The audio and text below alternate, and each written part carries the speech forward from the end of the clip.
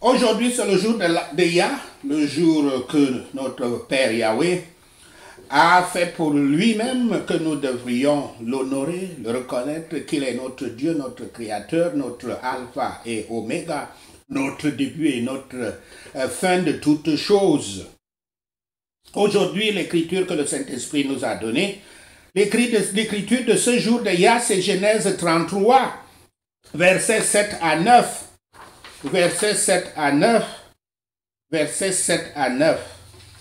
Versets 7 à 9. Je lis. Avec une erreur que j'ai faite. Je vais lire en anglais, traduisant en français. Et Léa aussi, avec ses enfants, s'approcha et se courba. Et ils se courbèrent. Et après, Joseph est venu et Rachel et se courbèrent. Et il dit, qui sont ceux qui conduisent et que j'ai rencontrés? Et il répondit, ceux-là sont ceux qui ont trouvé la grâce de Dieu, la grâce dans les yeux de notre Seigneur Yahweh. Et Esau dit, j'en ai assez, mon frère. Garde tout ce que tu as pour toi-même. Fin de citation. Ceci est la parole de Dieu. J'ai fait une traduction. Le Seigneur nous parle aujourd'hui de quelque chose d'important. Il nous enseigne entre plaire à l'homme et plaire à Dieu. Plaire à l'homme et à Dieu, c'est l'objet qu'il veut que nous parlions aujourd'hui. Après qu'il avait volé à son frère aîné Esau à la fois son droit d'aînesse et sa bénédiction paternelle, Jacob se réfugia à Paddan Aram, où habitait son oncle maternel Laban. Il resta là-bas 20 ans et épousa les filles de Laban, Léa et Rachel. Il revint de Paddan Aram avec ses femmes, ses 11 fils, ses domestiques, son bétail, ses richesses. Il avait peur de son frère qui vivait à Séhir, que son frère se vengerait. Pour apaiser son frère, il adopta la stratégie de le couvrir de cadeaux. Yahweh avait parlé à Jacob. Il avait parlé à Jacob plusieurs fois. Et il s'était même battu contre notre Seigneur, contre un ange qui luttait contre lui pour renforcer sa voix. Il n'arrêta d'ailleurs pas la bataille jusqu'à ce que Yahweh les bénit. Pourtant, quand il ne savait pas comment gérer son frère Esau, les Écritures ne nous montrent pas que Jacob soit parti demander à Yahweh de savoir comment faire, comment traiter avec son frère. Mais notre Écriture de ce jour de Yah montre que Esau n'avait pas en cœur de recevoir des cadeaux. La question est donc, devrions-nous chercher à faire plaisir aux hommes? Devrions-nous chercher à faire plaisir aux hommes? Parlons d'abord des tentatives de Joseph de plaire à Esau. Je dis Jacob, pas Joseph. Je me trompe toujours de ces deux noms, le père et le fils. Jacob, après avoir vu Esau s'approcher avec 400 hommes, armés certainement, Jacob avança avec circonspection et humble obéissance. Il avait divisé sa famille en les arrangeant selon leur précieuse attention à ses yeux. Et il marcha devant eux. Mais avant cela, il avait déjà envoyé beaucoup de groupes de sa caravane devant, avec ses richesses. Il voulait que Esau voit d'abord ses richesses. Si ce sont les richesses qui l'intéressent, qu'il les prenne. En s'approchant, Jacob s'inclina 7 fois. 7 fois, nombre de complétion, pour être complet, nombre de plénitude. En signe de soumission complète à son frère aîné. Esau, connu dans l'esprit, les Écritures comme le chasseur sauvage, il était plutôt complètement adouci et il manifesta l'affection la plus chaude et la réciproque lui fut donnée par Jacob. Et aussi, une conduite, ça c'est la leçon, une conduite humble et soumise va de loin détourner une colère. Le résultat, c'est que Esau embrassa Joseph. Tout ceci parce que Yahweh a les cœurs de tous les hommes entre ses mains. Et il peut les transformer quand et comment il veut. Ce n'est pas en vain de faire confiance à Yahweh et de l'appeler le jour des difficultés, le jour du trouble. Et quand les manières d'un homme plaisent à Yahweh, il va rendre même ses ennemis, il va les rendre en paix avec lui. Esau voit les femmes et les enfants et demande qui ils sont. Sa question c'est, qui sont ceux-ci avec toi? À cette question courante, Jacob parla comme lui-même, comme son cœur. Comme un homme dont les yeux sont toujours rivés, dirigés vers Yahweh. Jacob répondit que Dieu lui avait accordé gracieusement ses enfants. Une très bonne réponse d'un homme de foi. Ils approchent donc en convoi et font preuve. Après que Jacob s'est incliné devant, les enfants, les femmes suivent comme l'écriture de ce jour d'hier nous montre. Ils approchent en convoi et font preuve tous d'obéissance et de respect. Esau reçoit Jacob comme un frère. Et beaucoup de tendresse s'exprime entre eux. Esau se demande maintenant au sujet de la caravane. Il lui demande à son frère au sujet de la caravane et la horde, les groupes de personnes qu'il avait déjà rencontrés.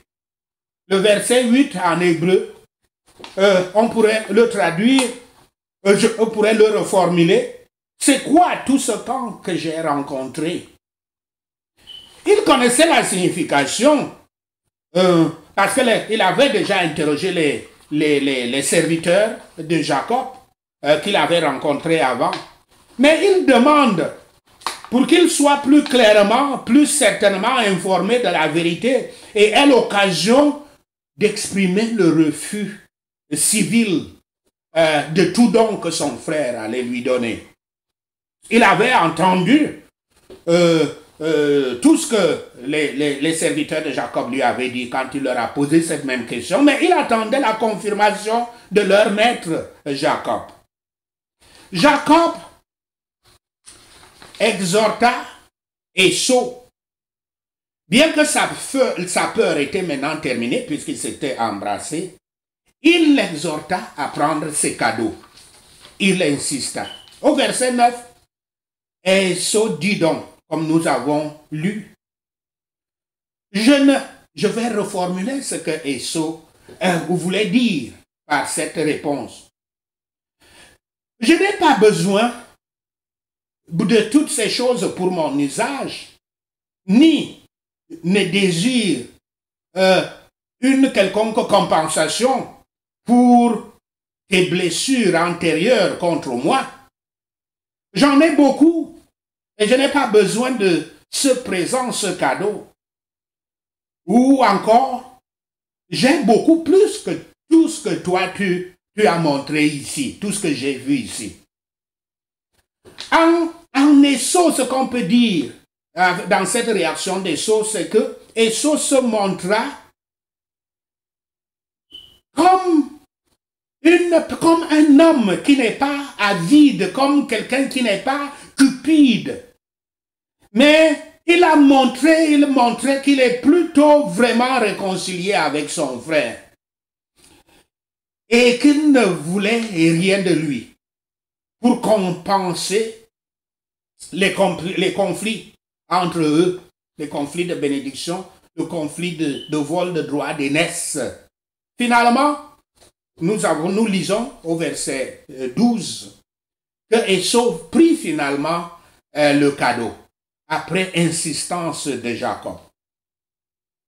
C'est bien quand la religion rend les hommes généreux, les hommes avec un cœur.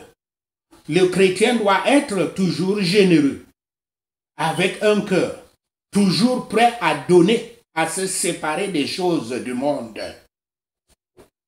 Donc, maintenant, répondons la dernière partie de ce sermon. Qu'est-ce qu'il faut donner à César? Et qu'est-ce qu'il faut donner à Dieu? À César, entendez l'homme. Qu'est-ce qu'il faut donner à l'homme et qu'est-ce qu'il faut donner à Dieu? Voici l'histoire de Jacob. Jacob savait qu'Esau était un homme mondain, un homme du monde, pas un homme spirituel, pas un homme croyant en Yahweh. Et il lui offrit les choses mondaines comme présent. Et Esau, après avoir feint de ne pas vouloir prendre, accepta finalement. Notre Seigneur Yahshua Christ a dit, je cite, « Rendez donc à César ce qui est à César et à Dieu ce qui est à Dieu. » Fin de citation. Ça, c'est une citation de Matthieu 22, verset 21. L'image, ceci c'est parce que les pharisiens, pour le tenter, lui avaient posé la question, faut-il payer les impôts à César? Il leur a demandé, apportez-moi une pièce. On lui a apporté une pièce. L'image et le nom de César sur l'argent, sur la pièce d'argent, avait prouvé que la pièce d'argent appartenait à César. Il était donc approprié de retourner ce qui appartient à César quand il le demandait. Mais pendant que tout ceci se faisait, tout ceci doit se faire, Yahweh saisit l'occasion de les charger aussi de donner à Yahweh ce qu'il leur demandait. Cela signifie deux interprétations. Un, l'hommage annuel dû au service, en ce qui concerne ce qu'il faut donner à Dieu, l'hommage annuel dû au service du temple, ce qui implique de rendre hommage à César, ne devait pas les libérer de l'obligation de le faire pour Dieu. Par conséquent, payer les aumônes, payer les offrandes qui sont requises dans la loi juive. Deuxièmement, qu'ils donnent leur cœur, leur vie, leur propriété et leur influence, tout à Dieu, comme il lui est dû. Cette dernière interprétation est la meilleure. Quand Esau, revenons donc sur l'histoire d'Esau pour voir l'application de cela dans le comportement de Jacob. Quand Esau proposa maintenant de recevoir Jacob et toute sa famille chez lui dans sa location de Sier, de Séhir, Séhir, ça s'appelle ça dans le pays de la Jordanie actuellement. Jacob rejeta judicieusement ses offres d'aide parce qu'il insistait. Venez là, je vais vous accompagner, mes hommes vont vous accompagner, ils pourront même... Mais Jacob lui a dit, non, les enfants sont très fragiles, nous allons marcher lentement, allez devant, nous allons venir là-bas, nous devons marcher doucement. Par conséquent, Jacob rejeta judicieusement ses offres d'aide et lui promit de le rejoindre. Mais dès que Esau tourna le dos avec ses hommes, Jacob prit la direction opposée. Car Yahweh dit, je cite ces Écritures, Paul, sous inspiration du Saint-Esprit, écrit, « Ne vous mettez pas avec les infidèles sous un joug étranger, car quel rapport y a-t-il entre la justice et l'iniquité? Et qu'y a-t-il de commun entre la lumière et les ténèbres? Quel accord y a-t-il entre Christ et Bélial? Ou quelle part a le fidèle avec l'infidèle? C'est pourquoi, sortez du milieu d'eux, et séparez-vous, dit le Seigneur Yahweh. Ne touchez pas à ce qui est impur, et je vous accueillerai. Fin de citation. Ça, c'est une citation de 2 Corinthiens 6, versets 14, 15 et 17. Donc, comme une application à cette parole de notre Seigneur, le Christ, Jacob refusa de donner à Esau les cœurs, son cœur et le cœur de sa famille, leur vie, leur influence. Il réserva tout cela pour Yahweh et Yahweh seul. Il alla à l'endroit où Yahweh lui avait dit d'aller, séparé d'Esau, séparé de Séhir, le pays des incroyants, le pays des incrédules. Séhir, la terre du culte des dieux tels que El, Baal, Kos ou Asherah. Il faut suivre l'exemple de Jacob. Il est préférable de donner aux gens du monde les biens mondains que de leur donner notre cœur et notre vie. Si vous le faites, les corruptions des incroyants vont vous corrompre et vous perdrez les avantages inestimables de Yahweh, à savoir notamment le salut.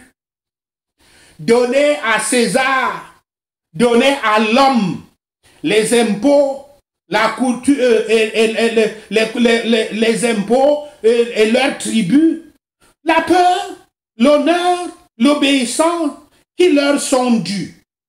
Mais donnez à Yahweh, premièrement, les dîmes, les hommages, les offrandes qui appartenaient à la politique du culte juif, parce que le Christ parlait à ce moment-là, qui sont les témoins désignés de sa souveraineté, de donner la foi, l'amour et l'obéissance qui lui sont dus de tous les chrétiens.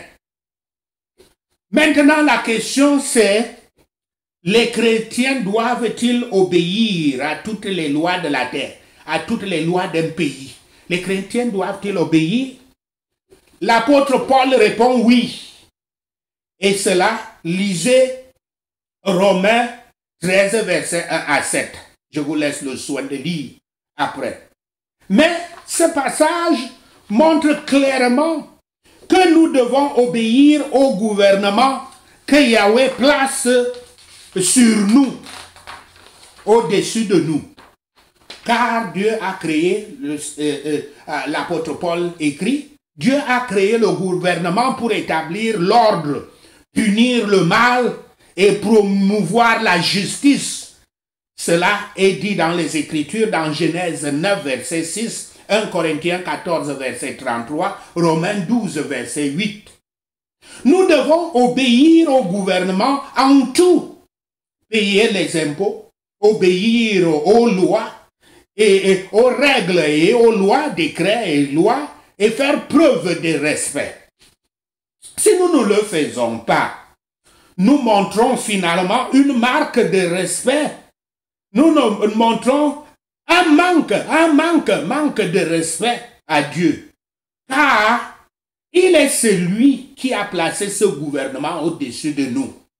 Voilà ce qui est écrit. Lorsque l'apôtre Paul a écrit aux Romains, il était sous le gouvernement de Rome pendant le règne de Néron, qui peut être considéré comme le plus méchant de tous les empereurs romains. Paul a toujours, mais malgré tout cela, Paul reconnaissait le pouvoir du gouvernement romain sur lui.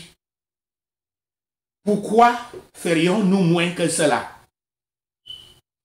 Mais la prochaine question, c'est ceci.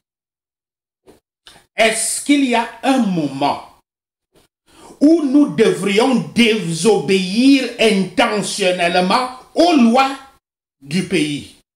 Est-ce qu'il y a un moment où nous devons désobéir intentionnellement aux lois du pays? La réponse à cette question se trouve dans Actes 5, versets 27 à 29. Je lis pour vous. Après qu'ils les eurent amenés en présence du Sanhédrin, le souverain sacrificateur les interrogea en ces termes. Ne vous avons-nous pas défendu expressement d'enseigner en ce nom-là? Et voici, vous avez rempli Jérusalem de votre enseignement et vous voulez faire retomber sur nous le sang de cet homme. Pierre et les apôtres répondirent, il faut obéir à Dieu plutôt qu'aux hommes. Fin de citation. De là, il est clair que tant que la loi du pays ne contredit pas la loi de Dieu, nous sommes obligés d'obéir à la loi du pays, la loi des lieux. Dès que la loi du pays contredit le commandement de Yahweh, nous devons désobéir à la loi du pays et obéir à la loi de Yahweh. Cependant, même dans ce cas, nous devons accepter l'autorité du gouvernement sur nous. Et comment nous l'acceptons? Cela est démontré par le fait que Pierre et Jean n'avaient pas protesté d'être fouettés, mais ils s'étaient plutôt réjouis qu'ils aient souffert pour avoir obéi à Dieu, comme nous le voyons dans Actes 5, versets 40 à 42. Quand un chrétien résiste à un mauvais gouvernement qui établit le péché dans le pays comme loi, il doit être prêt à souffrir, tout comme le Christ avait souffert.